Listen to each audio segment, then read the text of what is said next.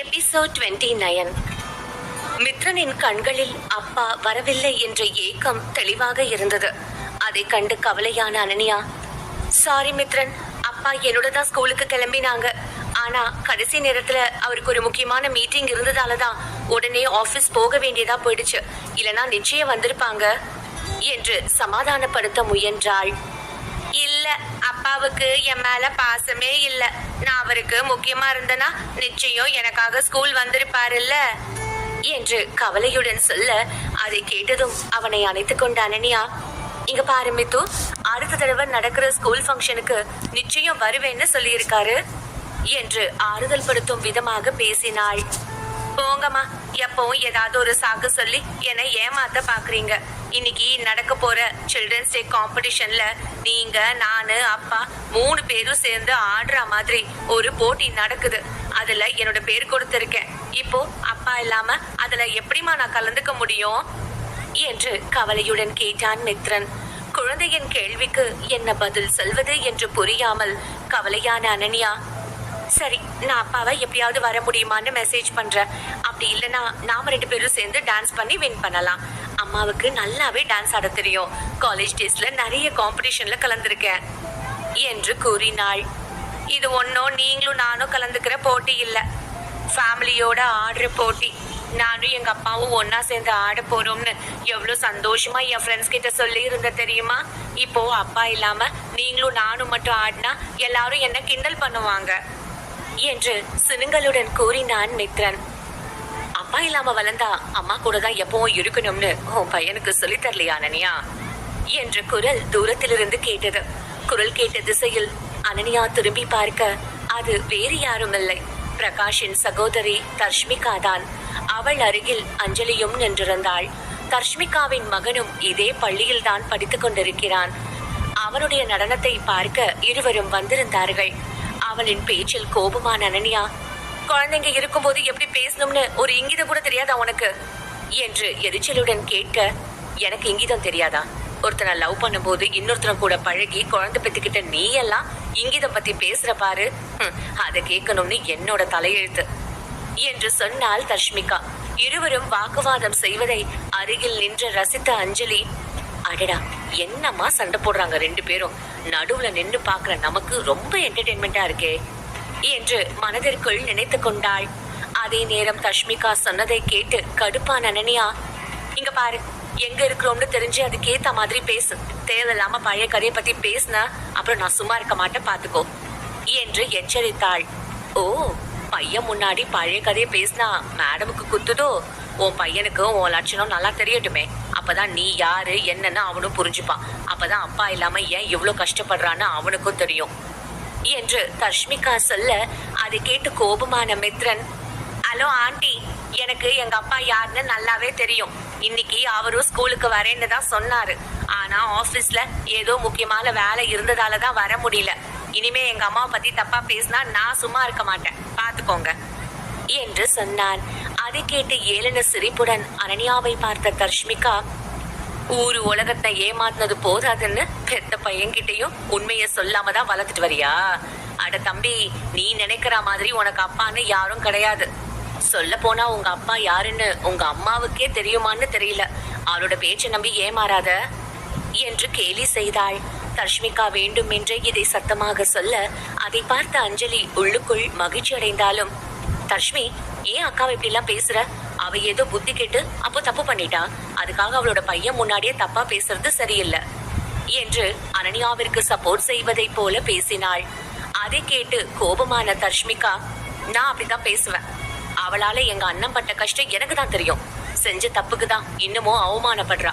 அப்ப கூட அவளோட கொழுப்பு அடங்கலையே என்று ஏளனமாக பேசினாள்.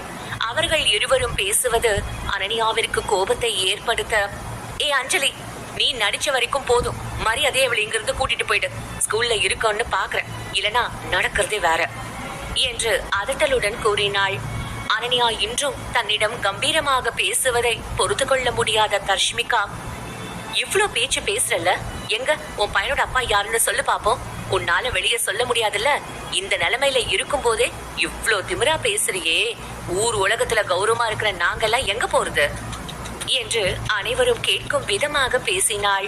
அதை கேட்ட அனன்யா எதுவும் பேசாமல் அமைதியாக இருக்க அவளின் மௌனத்தை கண்ட தர்ஷ்மிகா சந்தோஷம் அடைந்தாள். இதுதான் தனக்கு சாதகமான நேரம் என்று உணர்ந்தவள் சுற்றி நின்றிருந்த பெற்றோர்களை பார்த்து, நம்மள மாதிரி கௌரவமான குடும்பத்துல இருந்து வர குழந்தைங்க இப்படி அப்பா பேர் தெரியாத பையனோட பழகினா அவங்களோட ஃபியூச்சர் என்ன ஆகும்னு சொல்லுங்க. நாம தான் நம்ம பசங்களை தராதாரம் பார்த்து பழக சொல்லணும் என்றாள். இவ்வளவு நேரம் தன்னை பற்றி பேசுவதை கேட்டு அமைதியாக இருந்த அனன்யா தன் மகனை சேர்ந்துவதை கண்டு, தஷ்மிகா, ஒழுங்கு மரியாதை இங்கிருந்து போயிடு, இல்லைன்னா என்னோட உண்மையான ரூபத்தை பார்க்க வேண்டியிருக்கும். இன்னொரு தடவை என் பையனை பத்தி தப்பா பேசுறதுக்கு வாய் இருக்காது என்று எச்சரித்தாள். இதில் கோபமான தர்ஷ்மிகா, பாரா, உங்க அப்பா யாருன்னு கேட்டா உங்க அம்மா என்னோட வாயதான் மூட பாக்குறா. எங்க உங்க அப்பா இருந்தா நீ சொல்லு பார்க்கலாம், அவர் யாருன்னு என்று மீண்டும் வம்பு செய்தாள். தன்னையும் அம்மாவையும் காயப்படுத்தும் விதமாக பேசுவதை புரிந்து கொண்ட மித்ரன் கண்கள் கலங்கியபடி அனன்யாவிடம், அம்மா, இவங்க எதுக்காக அப்படி எல்லாம் பேசுறாங்க? எனக்கு அப்பா இருக்காருன்னு சொல்லுங்க அவங்க கிட்ட. தேவையில்லாம பேசி உங்களையும் கஷ்டப்படுத்துறாங்க என்று கோபமுடன் கூறினான். மித்ரன் சொன்னதை கேட்டதும் பொறுமையாக அவன் அருகில் மண்டியிட்டு அமர்ந்த அனன்யா அவன் கண்ணீரை துடைத்து கொண்டே, பாரு மித்து, இவங்க பேசுறதெல்லாம் நீ பெருசா எடுத்துக்காத. சூரியனை பார்த்து நாய் குறைக்குதுன்னு பதிலுக்கு சூரியன் குறைக்க முடியுமா? அது மாதிரிதான் நாமளும் கண்டவங்க பேசுறதுக்கு எல்லாம் பதில் சொல்லி நம்ம நேரத்தை வீணாக்கணும்னு எந்த அவசியமும் இல்ல என்று சொல்லி அவனை சமாதானப்படுத்தினாள். அனன்யா சொன்னதில் எரிச்சலான தர்ஷ்மிகா, நீ என்ன வேணும்னாலும் சொல்லு, எனக்கு அதை பத்தி எந்த கவலையும் இல்ல. ஆனா என்னோட குழந்தை படிக்கிற ஸ்கூல்ல ஒரு அப்பா பேர் தெரியாத பையனை என்னால அனுமதிக்க முடியாது. நான் இப்பவே மேனேஜ்மெண்ட் கிட்ட பேசி ஒரு முடிவுக்கு கொண்டு வரேன் என்றாள். அதே நேரம் இங்கே நடக்கும் பிரச்சனையை பற்றி கேள்விப்பட்ட பிரின்சிபல் நேராக அந்த இடத்திற்கு விரைந்து வந்தார்.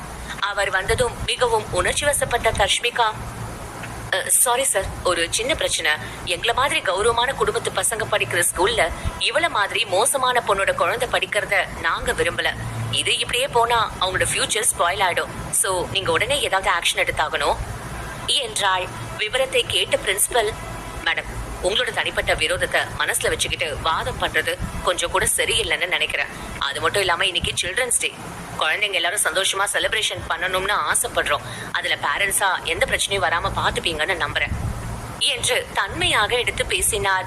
அது கேட்ட அஞ்சலியும் தர்ஷ்மிகாவும் அதிர்ச்சி அடைய அனன்யா அமைதியாக பிரின்சிபலை பார்த்து புன்னகையுடன் தலையசைத்தாள். தர்ஷ்மிகாவால் இந்த அவமானத்தை தாங்க முடியவில்லை.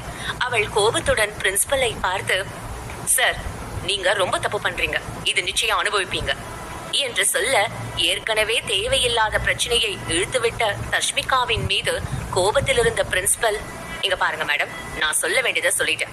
அந்த பையன் இங்கதான் படிப்பான்.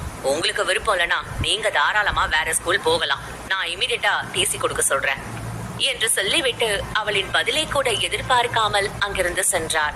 சில நொடிகளுக்கு பிறகு மித்ரனின் கிளாஸ் டீச்சர் அனன்யா அருகில் வந்து, மேம், டான்ஸ் பிராக்டிஸ் தான் நடந்துட்டு இருக்கு, நீங்க வந்து ஜாயின் பண்ணிக்கிறீங்களா என்று கேட்டார். அவர் சொன்னதை கேட்ட அனன்யா, ஓகே மேடம், நான் 5 மினிட்ஸ்ல வந்துடுறேன் என்று சொல்லி டீச்சரை அனுப்பினாள். பின்பு மித்ரனை பார்த்து, மித்ரன், அப்பாவால இன்னைக்கு வர முடியல, ஆனா நிச்சயமா இந்த போட்டியில என்னோட மித்துக்குட்டி தான் ஜெயிப்பான் பாரு. அப்பா இல்லைன்னா என்ன, மித்ரன் நம்ம ஆடலாம் என்று சொன்னாள். அனைத்து பெற்றோர்களுக்கும் அவர்கள் தேர்ந்தெடுத்த பாடலுக்கு முறையாக பயிற்சி செய்தார்கள். அனன்யாவிற்கு ஏற்கனவே நடனம் தெரியும் என்பதால் அவள் ஒரு அழகான பாடலை தேர்ந்தெடுத்து தன் மகனுடன் நடனமாடி பயிற்சி செய்தாள். தன் வகுப்பில் உள்ள மாணவர்கள் தங்களின் பெற்றோருடன் நடனமாடுவதை கண்ட மித்ரனின் முகம் வருத்தமடைய அதை பார்த்த அனன்யா ஓரமாக சென்று சித்தார்த்திற்கு போன் செய்து பார்த்தாள். அவன் போனை அட்டென்ட் செய்யவில்லை என்றதும், முடிஞ்ச அளவுக்கு ஸ்கூலுக்கு வர ட்ரை பண்ணுங்க என்று மெசேஜ் அனுப்பினாள். அதற்கும் எந்த பதிலும் வராததை கண்டு சித்தார்த் பிஸியாக இருக்கலாம் என்று எண்ணி மித்ரனுடன் நடன பயிற்சி எடுக்க ஆரம்பித்தாள். அனன்யாவிற்கு தன் மகனின் கவலை புரிந்தாலும் அந்த நிலையில் அவனிடம் எதையும் சொல்லி புரிய வைக்க முடியாது என்று மௌனமாக இருந்தாள். மாலை 5 மணிக்கு மேல் விழாவிற்கான ஏற்பாடு செய்யப்பட்டிருந்தது. அதில் கலந்து கொண்ட ஒவ்வொரு மாணவர்களும் தங்களின் திறமைகளை காட்டினர். பேச்சு போட்டி, ஓவிய போட்டி என ஒவ்வொருவரும் தங்களின் திறமையை காட்டினார்கள். இறுதியாக பெற்றோர்களுடன் மாணவர்கள் நடனமாடும் போட்டி அறிவிக்கப்பட்டதும் அனைவரும் ஆரவாரத்துடன் கைத்தட்டி உற்சாகப்படுத்தினர். ஒவ்வொருவராக தங்களின் நடன திறமையை வெளிப்படுத்த நடுவர்கள் அவர்களுக்கான மதிப்பெண்ணை குறிப்பெடுத்துக் கொண்டனர். மொத்தமாக 10 மாணவர்கள் இந்த போட்டியில் கலந்து கொண்டனர். அதில் 6வதாக மித்ரனின் பெயர் இருந்தது. குழந்தையின் கைப்பிடித்து பெற்றோர்கள் நடனமாடுவதை பார்க்க மிகவும் ரசிக்கும்படியாக இருந்தது. அதை கண்ட மித்ரன் கவலையாக, அம்மா, நாம இதுல கலந்துக்காம போயிடலாமா? எல்லாரும் அவங்க அப்பாவோட ஆடும்போது நம்ம மட்டும் தனியா ஆடுறதுக்கு ஒரு மாதிரி இருக்கு. நான் மிஸ் கிட்ட சொன்னா அவங்க புரிஞ்சுப்பாங்க என்று சொல்ல, குழந்தையின் பக்குவத்தை கண்டு கலங்கிய அனன்யா, இல்ல மித்து, ஒரு போட்டியில நாம ஜெயிக்கிறோம் தோக்குறோமான்னு முக்கியம் இல்ல, அதுல எவ்வளவு கான்பிடென்டா கலந்துக்கிறோம்னு தான் முக்கியம். அந்த கான்பிடென்ட் உனக்கு இப்பவே வந்தா மட்டும்தான் ஃபியூச்சர்ல எதுவா இருந்தாலும் சமாளிக்க முடியும் என்று ஊக்கம் கொடுத்தாள்.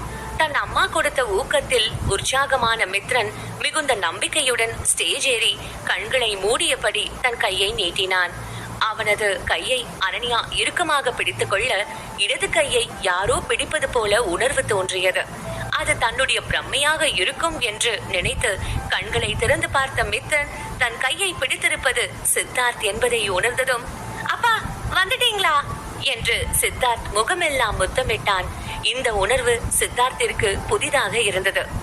என்னோட பையன் டான்ஸுக்கு நான் வராம எப்படி கரெக்டா வந்தனா என்று அவன் சொல்ல, அப்பாவும் மகனும் பாசமாக அணைத்துக் கொண்டிருப்பதை கண்டு கண்கள் கலங்கிய அனன்யா, இவரே மித்ரனோட உண்மையான அப்பாவா இருந்திருந்தா எவ்வளவு நல்லா இருந்திருக்கும் என்று தனக்குள் எண்ணிக்கொண்டாள். சில நொடிகளில் பாடல் ஒலிக்க தயக்கத்துடன் சித்தார்த்தை பார்த்தாள் அனன்யா. இப்ப பாரு என்னோட ஆட்டத்தை என்றவன் பயிற்சி செய்யாமலேயே அனன்யா மற்றும் மித்ரனுக்கு ஈடாக நடனமாடினான். 2 நிமிடங்களே அவர்கள் நடனம் இருந்தாலும் அனைவரும் ரசிக்கும் வகையில் இருந்தது. நடனம் முடிந்து மூவரும் குடும்பமாக நிற்க கைத்தட்டல் சத்தம் விண்ணை அதிர செய்தது. நடுவர்கள் எந்த குழப்பமும் இல்லாமல் மித்ரனுக்கே முதல் பரிசை அறிவித்தனர். அதை தன் பெற்றோருடன் வாங்கிய மித்ரன் பெருமித புன்னகையுடன் தர்ஷ்மிகாவை பார்த்தான். அனன்யா குடும்பத்துடன் சந்தோஷமாக இருப்பதை கண்ட அஞ்சலிக்கு எரிச்சலாக இருந்தது. அனைத்து கலை நிகழ்ச்சிகளும் முடிந்த பிறகு அனன்யா சித்தார்த்திடம், நீங்க மித்ரனோட கார்ல வெயிட் பண்ணுங்க, நான் வாஷ்ரூம் போயிட்டு வந்துடுறேன் என்று சொல்லிவிட்டு ஸ்டேஜ் பின்னால் நடந்து சென்றாள். என்ன, ரொம்ப சந்தோஷமா இருக்க போல என்று அஞ்சலியின் குரல் கேட்க அதை கேட்டு திரும்பிய அனன்யா, அடுத்தவன் சந்தோஷமா இருந்தாதான் உனக்கு பிடிக்காதே, வயிறு எரியுமே, இப்ப என்ன பிளானோட வந்திருக்க என்று அலட்சியமாக கேட்டாள். குழந்தை குடும்பம்னு சந்தோஷத்துல இருந்த உனக்கு உன்னோட பாட்டி எப்படி இருக்காங்கன்னு கவலை இல்லாம போயிடுச்சே, அத நினைச்சாதான் வருத்தமா இருக்கு என்று கூறினாள் அஞ்சலி.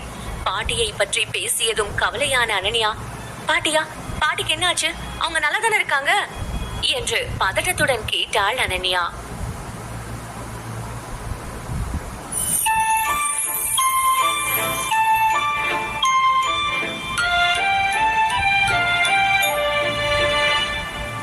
எபிசோட் 30.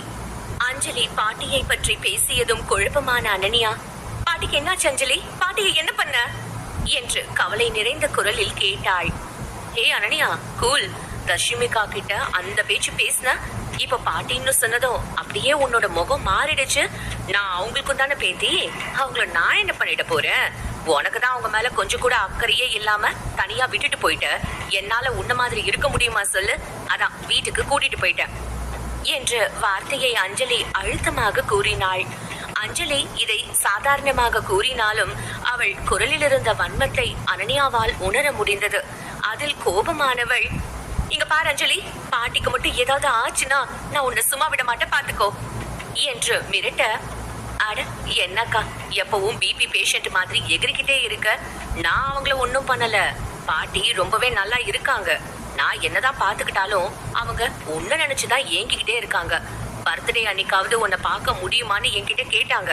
வேணும்னா வீட்டுக்கு வந்து எப்படி இருக்காங்கன்னு நீயே தெரிஞ்சுக்கோ, நீ வந்து பார்த்தா உன் பாட்டி நல்லா இருப்பாங்க, இல்லனா என்ன ஆகும்னு என்னால கேரண்டியா சொல்ல முடியாது என்று கூறினாள் அஞ்சலி. அவள் எதையோ மனதில் வைத்துக் கொண்டு பேசுவதை உணர்ந்த அனன்யா இந்த இடத்தில் எந்த பிரச்சனையும் செய்ய வேண்டாம் என்று நினைத்தாள். அதனால் பல்லை கடித்து கொண்டு, என் பாட்டிக்கு மட்டும் ஏதாவது ஆச்சுன்னா நான் சும்மா இருக்க மாட்டேன் என்று மிரட்டலாக சொல்லிவிட்டு அங்கிருந்து நகர்ந்தாள். அவள் செல்வதையே நக்கலாக பார்த்த அஞ்சலி, அது உன்னோட கையில தான் இருக்கு என்னோட பாசமான அக்கா என்று சத்தமாக கத்தியவள், ஐயோ, இந்த அனன்யா ஏன் இவ்ளோ நல்லவளா இருக்காளோ? சரியான எமோஷனல் இடியட். துள்ளிக்கிட்டு மேல போனவ பாட்டின்னு சொன்னதும் அப்படியே இறங்கி வந்துட்டா. இது ஒண்ணு போதும், இதை வச்சு என்னோட அடுத்த காரியத்தை முடிச்சிடுவேன் என்று தன் மனதிற்குள் நினைத்து கொண்டாள். அஞ்சலியிடம் பேசிவிட்டு வந்த அனன்யா நேராக சித்தார்த்தின் காரில் வந்து ஏறினாள். இவ்வளவு நேரம் புன்னகையுடன் இருந்த அனன்யாவின் முகம் திரும்பி வந்த போது கவலையுடன் இருப்பதை சித்தார்த்தும் கவனித்தான். ஆனால் மித்ரனின் முன்னால் எதையும் பேச வேண்டாம் என்று யோசித்தவன் மேற்கொண்டு எதுவும் கேட்காமல் காரை ஸ்டார்ட் செய்தான். அஞ்சலியிடம் கோபமாக பேசிவிட்டு வந்தாலும் அனன்யாவிற்கு பாட்டியை நினைத்து கவலையாக இருந்தது. ஏற்கனவே தன் மகளின் இறப்பை நினைத்தும் பேத்தியின் வாழ்க்கையை பற்றியும் கவலையில் இருந்தவருக்கு குணசேகரின் குடும்பம் என்ன மாதிரியான வேதனையை கொடுக்கிறது என்று யோசித்தவளால் அமைதியாக இருக்க முடியவில்லை. எப்படியாவது தன் பாட்டியை உடனே பார்த்துவிட வேண்டும் என்ற எண்ணம் மட்டுமே இருந்தது. தன் பாட்டியை பற்றியே யோசித்துக் கொண்டிருந்தவளுக்கு எப்பொழுது வீடு வந்து சேர்ந்தோம் என்று தெரியவில்லை. வீட்டின் முன்பு கார் நின்றதும் தான் தன் சுய நினைவிற்கு திரும்பினாள் அனன்யா. டான்ஸ் ஆடி முடித்த களைப்பில் மித்ரன் பின் சீட்டில் தூங்கி இருக்க அவனை தூக்க சென்ற போது அதை பார்த்த சித்தார்த், நீயும் ரொம்ப டயர்டா இருக்க, நானே குழந்தைய தூக்கிட்டு வரேன் என்றான். சரி என்று தலையசைத்த அனன்யா முன்னால் நடக்க குழந்தையை தூக்கி கொண்டு அவள் அருகில் நடந்து வந்த சித்தார்த், என்னாச்சு? டான்ஸ் முடிச்சிட்டு திருப்பி வந்ததுல இருந்து ரொம்ப டல்லா இருக்கிற மாதிரி தெரியுது. ஏதாவது பிரச்சனையா? எதுவா இருந்தாலும் தயங்காம சொல்லு என்று கேட்டான். அஞ்சலி சொன்ன விஷயத்தை சித்தார்த் வரை கொண்டு போக விரும்பாத அனன்யா, அதெல்லாம் ஒண்ணும் இல்ல, கொஞ்சம் டயர்டா இருக்கு, அவ்வளவுதான் என்று சொல்லிவிட்டு வேகமாக நடந்து சென்றாள். அனன்யா தன்னிடம் எதையோ மறைக்கிறாள் என்று உணர்ந்த சித்தார்த் மேற்கொண்டு அவளிடம் எதையும் கேட்கவில்லை. மூவரும் ஒன்றாக உள்ளே வருவதை கண்ட செண்பகத்திற்கு மனது நிறைவாக இருந்தது. இவங்க 3 பேரும் எப்பவும் இதே மாதிரி சந்தோஷமா இருக்கணும் என்று மனதிற்குள் நினைத்து கொண்டவர் தன்னை கடந்து சென்ற அனன்யாவிடம், இன்னைக்கு டான்ஸ் ப்ரோக்ராம் எப்படி போச்சுமா என்று கேட்டார். தன் பாட்டியின் ஞாபகத்திலேயே வந்து கொண்டிருந்த அனன்யாவிற்கு செண்பகம் பேசியது காதில் விழவில்லை. எனவே அவள் பதில் சொல்லாமலே கடந்து செல்ல அதை கவனித்த சித்தார்த் அனன்யாவின் தோளை தட்டி, அவங்க ஒன்னதான் கேக்குறாங்க என்றான். என்று திரும்பி பார்த்த அனன்யா, சாரிமா, என்ன கேட்டீங்க என்று கேட்க, அதாமா இன்னைக்கு டான்ஸ் ப்ரோக்ராம் எல்லாம் எப்படி போச்சு என்று கேட்டார் செண்பகம். மீண்டும் பழைய உற்சாகத்திற்கு வந்த அனன்யா மூச்சு விடாமல் நடந்த அனைத்தையும் கூறினாள். அதை முழுவதுமாக கேட்ட செண்பகம், ரொம்ப சந்தோஷமா இருக்குமா, எப்பவும் வேலை வேலைன்னு சுத்திக்கிட்டே இருந்த சித்தார்த் தம்பி இப்போ பையனுக்காக எல்லாத்தையும் விட்டுட்டு வர்றத பார்க்கும் போது மனசுக்கு நிறைவா இருக்கு என்று தன் மகிழ்ச்சியை வெளிப்படுத்தினார். அனன்யா மீண்டும் சிரித்து சந்தோஷமாக பேசுவதை கண்டு நிம்மதியான சித்தார்த் குழந்தையை தூக்கி கொண்டு சென்றான். அதே நேரம் ஸ்கூலில் இருந்து திரும்பி வந்த தர்ஷ்மிகா கோபத்துடன் வீட்டிற்குள் வந்து நேராக தன் அப்பாவிடம், அப்பா, இன்னைக்கு உங்க பொண்ண அந்த அனன்யா அவமானப்படுத்திட்டா தெரியுமா என்று சினங்களுடன் கூறினாள். அதை கேட்டு கோபமான நாராயணன், நீ மேனேஜ்மெண்ட் கிட்ட கம்ப்ளைண்ட் பண்ணி அவளையும் அவ பையனையும் வெளியே தூக்கி போட சொல்ல வேண்டியது தானே என்று கேட்க, எங்க அந்த பிரின்சிபல் அவளுக்கு சப்போர்ட் பண்ற மாதிரி தான் பேசினாரு. உங்களுக்கு இஷ்டம் இருந்தா இங்க இருங்க, இல்லனா வேற ஸ்கூல் பார்த்துட்டு போங்கன்னு சொல்லிட்டாரு என்று அழுது கொண்டே தர்ஷ்மிகா சொல்ல அது நாராயணனின் கோபத்தை இன்னும் அதிகப்படுத்தியது. நாராயணன் கண்களில் கோபத்துடன், நீ கவலைப்படாத தர்ஷ்மி, அவளை என்ன பண்ணணும்னு எனக்கு தெரியும் என்று ஆறுதல் சொல்ல அதை கேட்ட தர்ஷ்மிகா, அந்த அனன்யா அடுத்து என் வழிக்கு வரவே கூடாது என்று கண்களில் வன்மத்துடன் கூறினாள். அப்பாவும் மகளும் பேசிக்கொள்வதை பார்க்கும் பொழுது அஞ்சலிக்கு மிகவும் சந்தோஷமாக இருந்தது. ஆனாலும் தன்னை நல்லவள் போல எப்பொழுதும் காட்டிக்கொள்ள, சாரி அங்கிள், நடந்த தப்புக்கு நான் உங்ககிட்ட மன்னிப்பு கேட்டுக்கிறேன். எங்க அக்கா எதுக்காக இப்படி பண்றான்னு தெரியல. அவ ஒவ்வொரு தடவை உங்க குடும்பத்தை கஷ்டப்படுத்துற மாதிரி நடந்துக்கும் போது எனக்கு தான் கில்ட் ஆகுது என்று வருத்தப்படுவதை போல நடித்தாள். அதை கேட்ட நாராயணன் அவர் மனைவி சுந்தரியை பார்த்தார். சுந்தரி உடனே அஞ்சலியின் தலையை அன்பாக கோதிக்கொண்டே, நீ எதுக்காகமா சாரி கேட்கணும்? தப்பு செஞ்சது உன்னோட அக்கா. அவ செய்யற தப்புக்கு நீ எல்லா இடத்துலயும் மன்னிப்பு கேட்கறத பார்க்க ரொம்ப கஷ்டமா இருக்கு. உனக்கு இருக்கிற பக்குவம் அவளுக்கு கிடையாது என்று கூறினார். அதை கேட்ட நாராயணனும் ஆமோதிப்பது போல தலையசைத்தார். நடப்பதையெல்லாம் அமைதியாக நின்று பார்த்து கொண்டிருந்தான் பிரகாஷ். அதை பார்த்த நாராயணன், என்ன பிரகாஷ், ஏன் அமைதியா இருக்க? நம்ம தர்ஷ்மிய பாரு, அந்த அனன்யாவால எவ்வளவு அழறான்னு. இதுக்கு மேல அந்த அனன்யாவை சும்மா விடக்கூடாது, புரியுதா என்று சொல்ல சரி என்று வேகமாக தலையசைத்தான் பிரகாஷ். தான் நேசித்த பெண் இந்த அளவுக்கு கீழ்த்தரமான பெண்ணாக மாறுவாள் என்று பிரகாஷால் நினைத்து பார்க்க கூட முடியவில்லை. அவளை பற்றி கேள்விப்படும் ஒவ்வொரு விஷயமும் அவளை வெறுக்க செய்வதாகவே இருந்தது. மறுபுறம் தன் அறைக்கு திரும்பிய அனன்யாவிற்கு திரும்ப திரும்ப பாட்டி ஞாபகம் வர, அச்சோ பாட்டி, நீங்க எப்படி இருக்கீங்கன்னு தெரியலையே. உங்களை ஒரு தடவை நேர்ல பார்த்தாதான் எனக்கு நிம்மதியா இருக்கும். ஆனா இதுக்காக அவங்க மூஞ்சில முழிக்க வேண்டி இருக்குமேன்னு தான் யோசிக்கிறேன் என்று எண்ணியவள் பாட்டிக்காக குணசேகரின் வீட்டிற்கு போகலாம் என்று யோசித்தாள். சிறிது நேரம் இதை பற்றி யோசித்தவள், நாமே இப்போவே ரகசியமா பாட்டிய பார்த்துட்டு வந்துடக்கூடாது. இந்த நேரம் எப்படியோ எல்லாரும் அசந்து தூங்கிட்டு இருப்பாங்க. பாட்டி எப்படி இருக்காங்கன்னு மட்டும் பார்த்துட்டு வந்துடுவோம் என்று சொல்லிக்கொண்டே வேகமாக தன் போனை மட்டும் எடுத்துக்கொண்டு அறையை விட்டு வெளியேறினாள். மித்ரனை தூங்க வைத்து விட்டு தன் அறைக்கு திரும்பிய சித்தார்த் ஃப்ரெஷ்அப் ஆனதும் வழக்கம் போல தனது அடுத்த நாளுக்கான வேலைகளை பற்றி பிஏவுடன் பேசிக் கொண்டிருந்தான். அப்பொழுது யாரோ வெளியில் நடந்து செல்வதை போல உணர்ந்தவன், நீ கட் பண்ணு, நான் அப்புறம் கால் பண்றேன் என்று சொல்லிவிட்டு எழுந்தவன் மெதுவாக தன் அறையின் கதவை திறந்து பார்த்தான். வெளியே அனன்யா பூனை போல மெதுவாக நடந்து சென்று மெயின் டோர் கதவை திறப்பதை கவனித்தவன் மெதுவாக கதவை திறந்து வெளியே வந்து அவளுக்கு தெரியாமல் பின்தொடர்ந்து சென்றான். கதவை திறந்து வெளியே வந்த அனன்யா, இந்த நேரத்துல கார் எடுத்தா நம்ம வெளியே போறது தெரிஞ்சிடும். அதனால தெருமுனையில ஒரு ஆட்டோ பிடிச்சு கிளம்பிடுவோம், அதுதான் சரியா இருக்கும் என்று தனக்குள் சொல்லிக்கொண்டே நடந்து சென்றாள். அவளை பின்தொடர்ந்து வந்த சித்தார்த், இவ எதுக்காக இந்த அர்த்த ராத்திரியில வெளியே வந்தா? நல்லா இருக்கும் போதே ஏதோ தப்பா நடக்க போகுதுன்னு நினைச்சேன். நான் நினைச்ச மாதிரியே நடக்குது என்று யோசித்தான். அனன்யா சில அடி தூரம் செல்லும் பொழுதே ஒரு ஆட்டோ எதிரில் வர அதில் ஏறி புறப்பட்டாள். சித்தார்த்தும் அவளை பின்தொடர்ந்து காரில் ஆட்டோவை ஃபாலோ செய்தான். சிறிது நேரத்தில் அனன்யா குணசேகரின் வீட்டிற்கு வந்து சேர்ந்தாள். அந்த அமைதியான இரவில் சில அடி தூரத்திலேயே ஆட்டோவில் இருந்து இறங்கி நடந்து வந்தவள் உயர்ந்து நின்ற கேட்டை பார்த்தாள். பின்னால் ரகசியமாக நின்றிருந்த சித்தார்த் அவள் என்னதான் செய்கிறாள் என்று பார்த்து கொண்டிருக்க, கீழே எதையோ தேடி எடுத்தவள் சிறிய இரும்பு குச்சியை வைத்து ஒரு நொடியில் பூட்டை திறந்தாள். அதை பார்த்த சித்தார்த் வாயில் கை வைத்தபடி, அடிப்பாவி, பெரிய ப்ரொஃபஷனல் திருடியா இருப்பா போல, அசால்ட்டா பூட்டை திறந்துட்டா என்று நினைத்து வியந்தான். பூட்டை திறந்து உள்ளே சென்ற அனன்யா மெயின் டோர் வழியாக செல்லாமல் பின்கதவை நோக்கி நடக்க ஆரம்பித்தாள். அவளுக்கு இந்த வீட்டில் எங்கெல்லாம் சிசிடிவி கேமரா இருக்கும் என்று தெரியும். அதனால் தன் ஒவ்வொரு அடியையும் பார்த்து பார்த்து நடந்தாள். அனைத்தையும் கடந்து பின்னால் சென்றவள் கையில் இருந்த காந்தத்தை கொண்டு கதவை உள்ளிருந்து திறக்கும் வகையில் முயற்சி செய்தாள். அவள் நினைத்தது போலவே கதவு திறந்து கொள்ள மெதுவாக வீட்டினுள் நுழைந்தாள். அவளுக்கு இந்த நேரம் மனதில் இருந்த ஒரே எண்ணம் பாட்டியை பார்க்க வேண்டும் என்பது மட்டும்தான். எனவே எதை பற்றியும் யோசிக்காமல் அவரை தேட முடிவு செய்தாள். தன் சிறு வயதிலிருந்தே பழகிய வீடு என்பதால் இருட்டில் செல்வது அவளுக்கு கடினமாக இல்லை. அப்பொழுது அந்த இடத்தில் யாருடைய காலடி சத்தமோ கேட்க அதை உணர்ந்த அனன்யா சட்டென ஒரு அறைக்குள் சென்று மறைந்து கொண்டாள். சில நொடிகள் வாயை மூடிக்கொண்டு தன் பதட்டத்தை மறைத்துக் கொண்டு அமைதியாக நின்றிருந்தாள். எதிரில் வந்து கொண்டிருந்தது அஞ்சலிதான். வெளியில் ஏதோ சத்தம் கேட்பதாக உணர்ந்த அஞ்சலி அனன்யா ஒளிந்திருந்த அறையை நோக்கி நடந்து வந்தாள். தன்னை நோக்கி காலடி சத்தம் நெருங்கி வந்ததை உணர்ந்த அனன்யாவிற்கு முகமெல்லாம் வியர்க்க தொடங்கியது. அவள் தன் வாயை மூடிக்கொண்டு மூச்சு கூட விடாமல் அமைதியாக இருந்தாள்.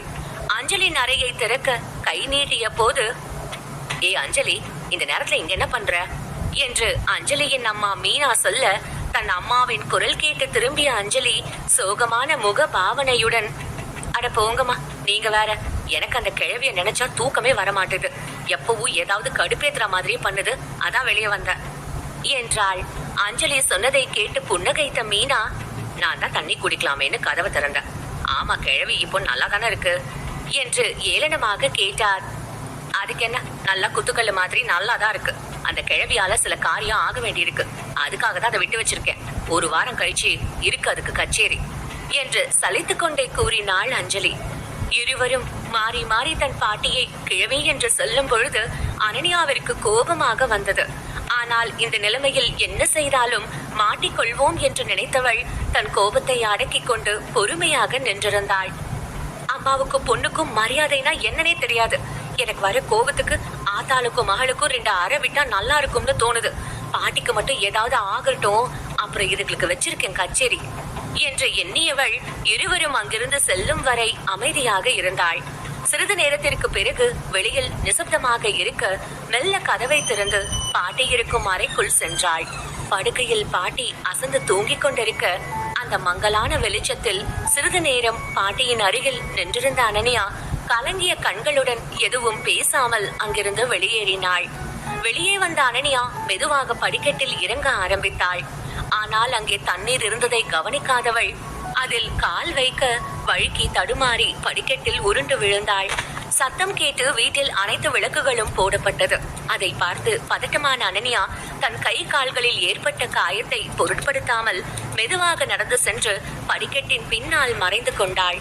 யாரோ வீட்டிற்குள் நடமாடுவதை போல உணர்ந்த குணசேகரனும் அஞ்சலியும் வெளியில் வந்து தேட ஆரம்பித்தனர். தான் எப்படியும் மாட்டிக்கொள்ள போகிறோம் என்று பயந்தாள் அனன்யா. ஆனால் சரியான நேரத்தில் உள்ளே வந்த சித்தார்த் யாருக்கும் தெரியாமல் அனன்யாவை பாதுகாப்பாக காருக்கு அழைத்து சென்றான். வீடு வரும் வரை சித்தார்த்தும் எதுவும் கேட்கவில்லை, அனன்யாவும் எதுவும் பேசாமல் அமைதியாக வந்தாள். சிறிது நேரம் கழித்து அனன்யா பக்கம் திரும்பிய சித்தார்த், ஓ மனசுல என்ன? ஜேம்ஸ் பாண்ட் பட ஹீரோயின் நினைப்பா? நான் மட்டும் சரியான நேரத்துல வரல, வீட்டுல இருக்கிறவங்க எல்லாரும் சேர்ந்து இதுதான் சாக்குன்னு சொல்லி உன்னை கும்மி இருப்பாங்க என்றான் கோவத்தில். அனன்யா அமைதியாக இருந்தாள். சித்தார்த் சரியான நேரத்தில் வரவில்லை எனில் தன் கதி மோசமாக இருக்கும் என்பதை அறிந்து கார் ஓட்டுவதில் கவனமாக இருந்த சித்தார்த்தை பார்த்த அனன்யா, இவர் மட்டும் எப்படி எனக்கு பிரச்சனை வரும்போதெல்லாம் சரியான நேரத்துல வராருன்னே தெரியலையே என்று தனக்குள் யோசித்தவள் காயத்தினால் உண்டான வலியின் காரணமாக கண்களை மூடி தலை சாய்ந்து கொண்டாள். சிறிது நேரத்தில் இருவரும் வீடு வந்து சேர தன் வலியை பொருட்படுத்தாமல் மெதுவாக நடந்து சென்றாள் அனன்யா. காரை பார்க்கிங்கில் விட்டுவிட்டு நடந்து வந்த சித்தார்த் அனன்யா தாங்கி நடப்பதை கவனித்து அவள் அருகில் வேகமாக வந்து பார்க்க அனன்யாவின் கை கால் என எங்கும் கீறலும் வெட்டுக்காயங்களும் இருப்பதை கவனித்தான். அதை கண்டு பதட்டமான சித்தார்த், இவ்வளவு அடிபட்டு இருக்கு, ஒரு வார்த்தை சொல்லியிருந்தா அப்பவே டாக்டர் கிட்ட போயிட்டு வந்திருக்கலாம்ல என்று கோபத்துடன் கேட்க அனன்யா வலியில் கலங்கிய கண்களுடன், கீழே விழும்போது கிழிச்சுக்கிட்ட, சின்ன காயம்தான், தானா சரியாயிடும் என்று சொல்லிக் கொண்டிருக்கும் பொழுதே சித்தார்த் அவளை தூக்கி கொண்டான். என்ன செய்வீங்க, விடுங்க, என்ன என்னால நடந்து வர முடியும் என்று இறங்க முற்பட்டாள் அனன்யா. சைலண்டா வரணும் என்று சொல்லிக்கொண்டே ஒரு பூவை போல மென்மையாக அவளை தூக்கி கொண்டு வீட்டினுள் நுழைந்தான் சித்தார்த். அனன்யாவை தூக்கி கொண்டு வருவதை கண்டு பதட்டமான செண்பகம், என்னாச்சு தம்பி, அனன்யாமாவுக்கு எப்படி அடிபட்டுச்சு என்று கவலையுடன் கேட்க, அதெல்லாம் நான் அப்புறமா விவரமா சொல்றேன், நீங்க ஃபர்ஸ்ட் எய்ட் பாக்ஸ் எடுத்துட்டு ரூமுக்கு வாங்க என்று சொல்லிக்கொண்டே அனன்யாவின் அறைக்கு அழைத்து சென்றான். சித்தார்த் தன்னிடம் இந்த அளவு கனிவாக நடந்து கொள்வதை பார்க்க அனன்யாவிற்கு சங்கடமாக இருந்தது. அவனிடம் எதுவும் சொல்லாமல் வெளியே சென்ற குற்றுணர்வு அவளை வேதனைப்படுத்த கண்கள் கலங்கி போனாள் அனன்யா.